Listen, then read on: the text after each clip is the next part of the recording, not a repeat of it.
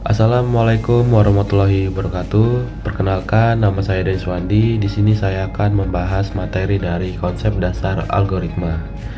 Oke, kita langsung saja ke videonya. Yang pertama, pengertian algoritma. Algoritma adalah urutan langkah-langkah logis penyelesaian masalah yang disusun secara sistematis dan logis. Pertimbangan dalam pemilihan algoritma adalah: yang pertama, algoritma haruslah benar. Yang kedua, mengetahui seberapa baik hasil yang dicapai oleh algoritma tersebut. Yang ketiga, efisiensi algoritma, yaitu efisiensi waktu dan memori. Oke, contohnya yang pertama adalah seorang yang akan mengambil uang tunai melalui ATM tentunya harus mengikuti langkah-langkah yang diatur oleh mesin ATM sehingga uang tunai dapat keluar dari mesin ATM. Yang kedua, prosedur yang digunakan dalam dokumen Standard Operational Procedure atau bisa disebut dengan SOP. Oke, selanjutnya yang kedua, manfaat algoritma. Yang pertama, memperkuat cara berpikir agar dapat menyelesaikan suatu masalah. Yang kedua, membantu otak agar berpikir jangka panjang. Yang ketiga, memperkuat analisis ketika pembuatan program. Yang terakhir, memperluas ruang berpikir. Nah, selanjutnya manfaat menggunakan fungsi algoritma. Oke, yang pertama, mengatasi masalah dengan logika dan urut. Yang kedua, memecahkan program yang rumit. Yang ketiga, menjadikan program yang besar menjadi lebih sederhana. Yang keempat, memudahkan dalam pembuatan program. Yang kelima, fungsi algoritma bisa digunakan secara berulang. Yang keenam, meminimalisir penulisan program yang berulang-ulang.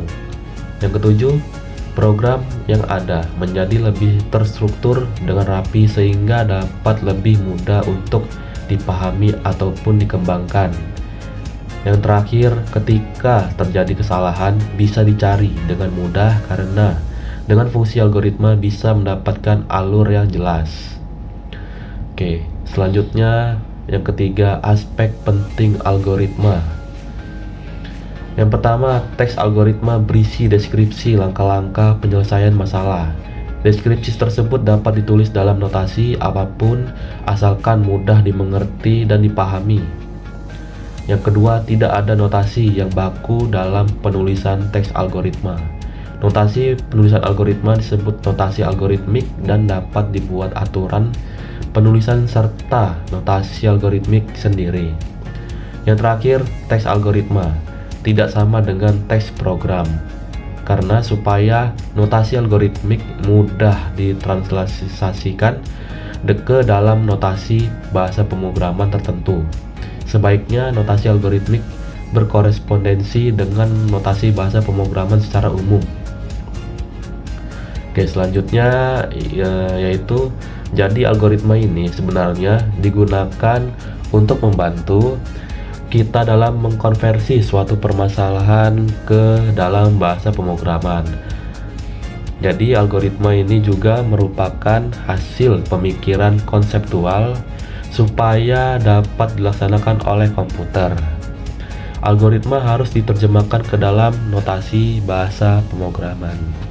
Oke, selanjutnya yang keempat, menjelaskan struktur dasar algoritma. Nah, di sini ada 3 struktur dasar algoritma. Yang pertama, runtunan atau bisa disebut dengan sequence. Yang kedua, pemilihan atau bisa disebut dengan selection. Yang ketiga, pengulangan atau bisa disebut dengan repetition.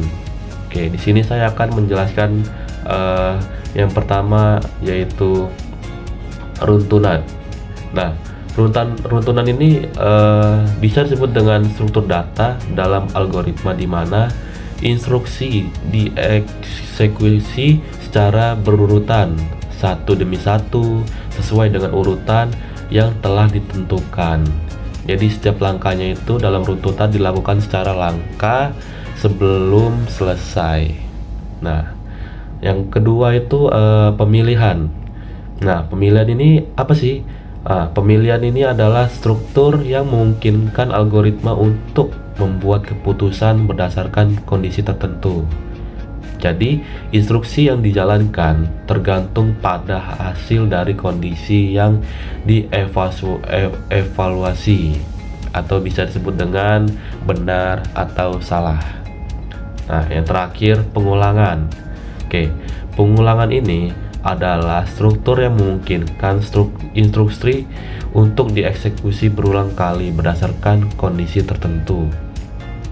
Pengulangan digunakan untuk menjalankan blok kode beberapa kali sampai kondisi tertentu tercapai. Nah, struktur pengulangan ini sering menggunakan pernyataan seperti for, while, atau do while. Nah, jadi itulah pengertian dari runtunan pemilihan pengulangan yang dapat saya ketahui. Oke, sekian dari video saya. Jika ada salah kata saya, mohon maaf. Semoga dengan apa yang saya berikan materi ini kepada kalian bermanfaat dan berguna.